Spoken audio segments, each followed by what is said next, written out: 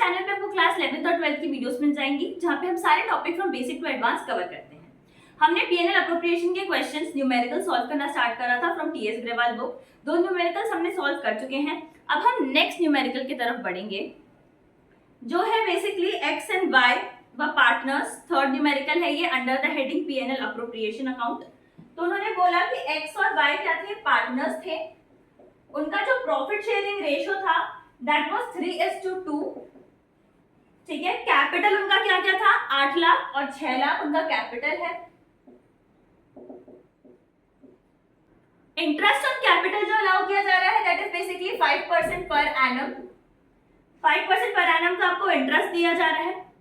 फिर वाई को सैलरी देनी है हमें 60,000 पूरे साल की। और उन्होंने बोला कि जो प्रॉफिट था that was before interest on capital but after Y salary. मतलब इंटरेस्ट ऑन कैपिटल को देने से पहले, अलाउ करने से पहले, लेकिन वाई के सैलरी को देने के बाद वाला प्रॉफिट उन्होंने दिया है। मतलब पक्की बात है, हमें सैलरी को वापस से क्या करना पड़ेगा, उसमें इंक्लूड करना पड़ेगा ताकि हम ओरिजिनल नेट प्रॉफिट पे पहुंच सके। एक और लाइन लिखी उन्होंने कि provision of 5% of the net profit is to be made in respect of the commission to the manager.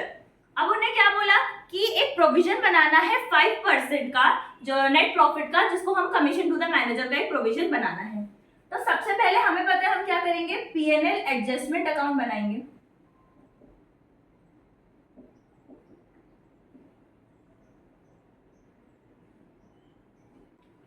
इसमें बाय साइड में लिखेंगे बाय पीएनएल अकाउंट क्या है, प्रॉफिट 2,40,000 का क्या है आपका प्रॉफिट है। बट ये प्रॉफिट कैसा है, after charging Y salary. Interest और कैपिटल अलाउ करने से पहले लेकिन वाई की सैलरी चार्ज करने के बाद। मतलब क्या करेंगे हम, इसमें लिखेंगे बाय वाइज सैलरी कितना, 60,000 उसकी सैलरी थी। तो हम क्या करेंगे, बाय वाई सैलरी लिखेंगे ताकि 60,000 इसमें इंक्लूड कर दिया जाए। प्लस हमें क्या करना है, नेट प्रॉफिट के 5% को as a commission, managers commission के रिजर्व में ट्रांसफर करना है एक प्रोविजन में। तो क्या करेंगे, वर्किंग नोट देखेंगे कि अगर 2,40,000 में से हम लोग 60,000 ऐड करते हैं तो 2,40,000 प्लस 60,000 तो ये आपका क्या हो जाएगा, ये आपका हो जाएगा नेट प्रॉफिट। मतलब 3 लाख आपका हो गया नेट प्रॉफिट। 3 लाख का 5% जो है हमें प्रोविजन बनाना है फॉर मैनेजर्स कमीशन। तो 15,000 का प्रोविजन है तो आप लिखेंगे to provision for managers commission. Amount कितना आ गया, 15,000। यहां का टोटल करेंगे आपका आएगा 3 लाख। यहां माइनस करेंगे तो जो डिफरेंस आएगा उसको आप क्या बोलेंगे, वो प्रॉफिट आप ट्रांसफर कर देंगे टू पीएनएल अप्रोप्रिएशन अकाउंट। कितना हुआ आपका 2,85,000 सॉरी 2,85,000। तो क्या हुआ, टोटल आ गया दोनों तरफ का 3 लाख। क्या किया, सबसे पहले पीएनएल हमें दिया था, प्रॉफिट दिया था 2,40,000 का। उस 2,40,000 जो था that was after charging Y salary. तो हम क्या करेंगे, वाई के सैलरी को वापस उसमें इंक्लूड करेंगे because it was after charging और हमें चाहिए एक्चुअल नेट प्रॉफिट। ठीक है, तो उसमें इंक्लूड करेंगे तो समझ आया कि actual net profit will be 3 lakh.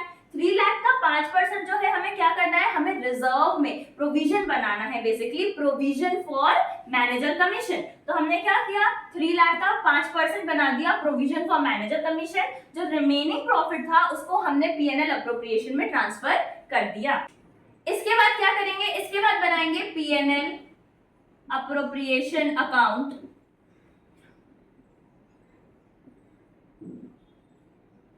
ये आपका पीएनएल अप्रोप्रिएशन है, ये प्रॉफिट आ जाएगा तो लिखेंगे बाय पीएनएल एडजस्टमेंट।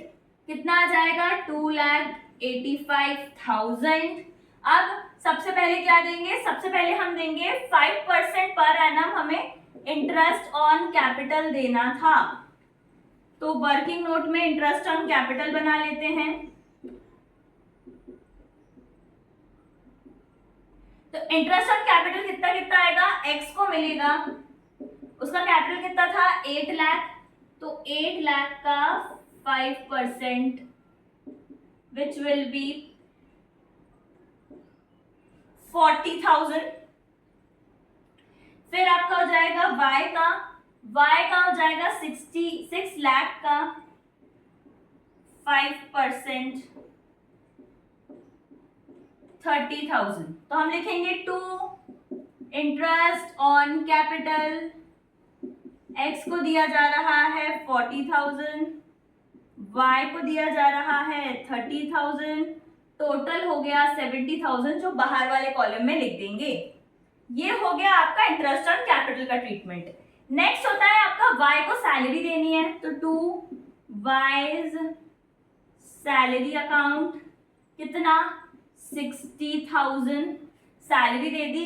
बस हमें और कुछ अब पे नहीं करना है। हम क्या करेंगे, अब टोटलिंग करेंगे और डिविजिबल प्रॉफिट निकाल के उसको पार्टनर्स के प्रॉफिट शेयरिंग रेशो में बांट देंगे। इस साइड का टोटल आपका आ रहा है 2,85,000। इसमें से अगर हम माइनस करें 7 और 6 1,30,000 अगर हम माइनस कर दें 2,85,000 में, यहाँ पे हम लिखेंगे 1,30,000।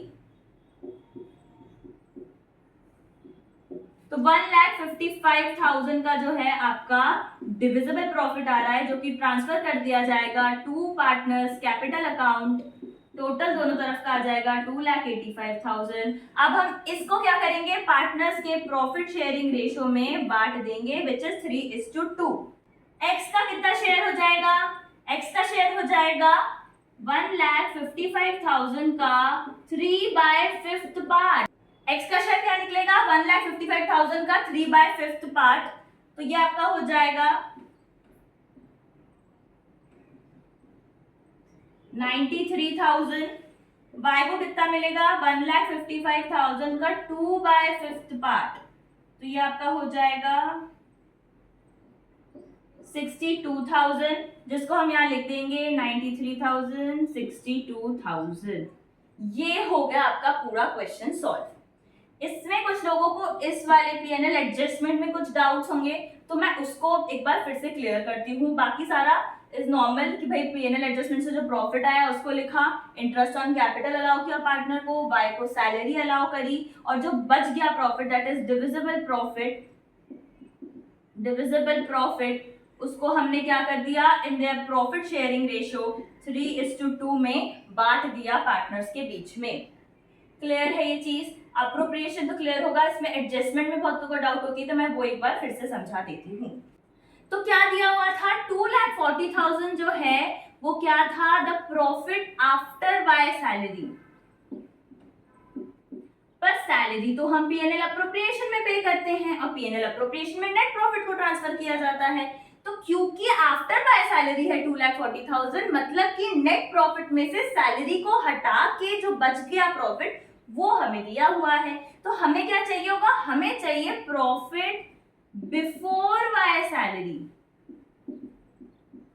तो जब वो एंट्री होती है तो क्या होता है, Y's salary account debit to Y's capital account, पहले ये होता है। और इस सैलरी को हम कहां से लाते हैं, through profit and loss account. तो इसलिए हम क्या करते हैं, इसको ट्रांसफर कर देते हैं P&L account debit to Y's salary. अब जो ये वाली एंट्री है वो हो चुकी है, लेकिन सैलरी तो अप्रोप्रिएशन में से पे करनी थी, अलाउ करनी थी। तो अब इस एंट्री को क्या करना पड़ेगा, इस एंट्री को रिवर्स करना पड़ेगा। तो जब हम इस एंट्री को रिवर्स करेंगे तो एंट्री क्या बन जाएगी, Y's salary account debit to P&L। अब हम क्या करेंगे, एडजस्ट कर रहे हैं इसलिए एडजस्टमेंट अकाउंट में ट्रांसफर करेंगे, तो एडजस्टमेंट अकाउंट। तो बेसिकली हमने क्या करा, ये जो एंट्री हो गई थी प्रॉफिट में से हमने y की सैलरी दे दी थी, उसको हमने रिवर्स कर दिया ताकि हम ओरिजिनल नेट प्रॉफिट में पहुंच सके। तो बस 2,40,000 आपका आफ्टर बाय सैलरी था। तो 2,40,000 में जब हम 60,000 का बाय का सैलरी इंक्लूड कर लेंगे तो हमें net profit before by salary मिल जाएगी, जो कि है 3 लाख रुपीज।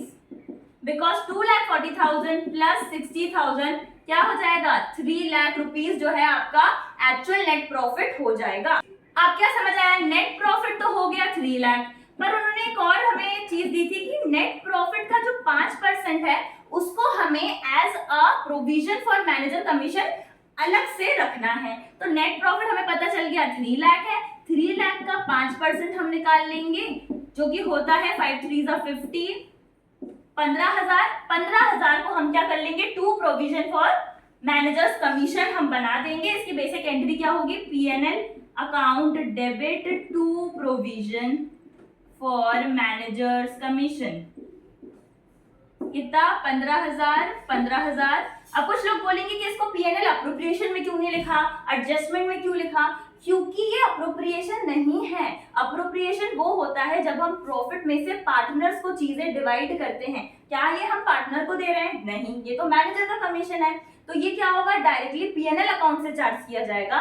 इसलिए हमने P&L एडजस्टमेंट में ये करा क्योंकि पहले से ये चार्ज नहीं किया गया था या पहले से ये प्रोवाइड नहीं किया गया था, ये प्रोविजन पहले से नहीं बनाया गया था, इसलिए हमने ये प्रोविजन बना दिया। और जो रिमेनिंग अब प्रॉफिट बच रहा है हमारे पास, उसको हमने P&L अप्रोप्रिएशन में ट्रांसफर किया ताकि हम पार्टनर्स में जो भी हमने अलाउ किया है डीड के थ्रू वो सब प्रोवाइड कर सके। This was all for this question. Next class में हम नेक्स्ट क्वेश्चन के बारे में डिटेल एनालिसिस करेंगे। Thank you. If you found this video useful, then please do like and subscribe to our channel. Please hit the bell icon so that you can get all the notification. Also share this video with your friends. Thank you.